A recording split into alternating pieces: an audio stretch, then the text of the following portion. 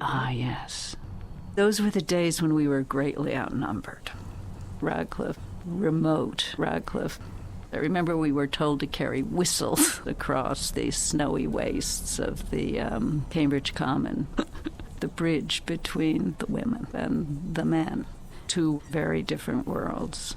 At Radcliffe, you'd dine together, you would sit down meals once a week. Everyone had to work in the kitchen, washing dishes. Or Princess Christina of Sweden was in our class. And she said, oh, this is the kitchen. It was like, leveling experience.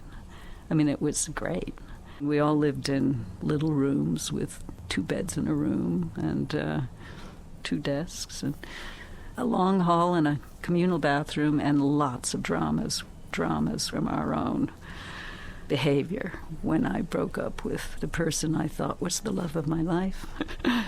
And dramas from the outside world. Someone shrieking through the hall, the president's been shot, the president's been shot. I was from West Virginia, where my grandmother had her farm.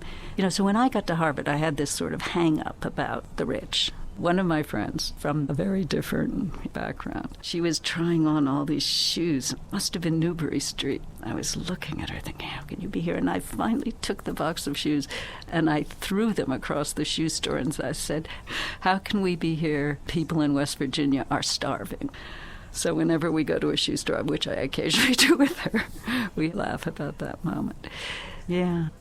I loved the old Harvard Square. I loved it. I loved its, the fact that it could accommodate everybody. It had its down-at-heel parts. It had its subway, the overhead wires, which sort of de-glamorized everything. Hayes Bigford, the music we played, the experience of young love. I had very close relationships there. One reason I do not donate to Harvard, they went and abolished my college.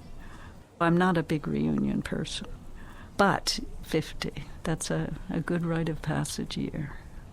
What state of mind are people in now that they are in a new phase, getting very old?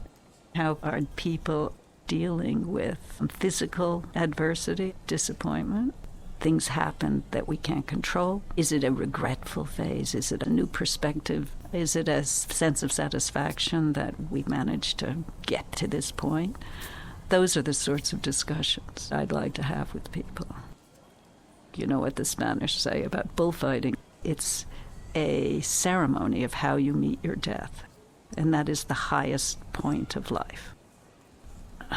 The 50th reunion sure is a far way from Hayes Bigford. Right.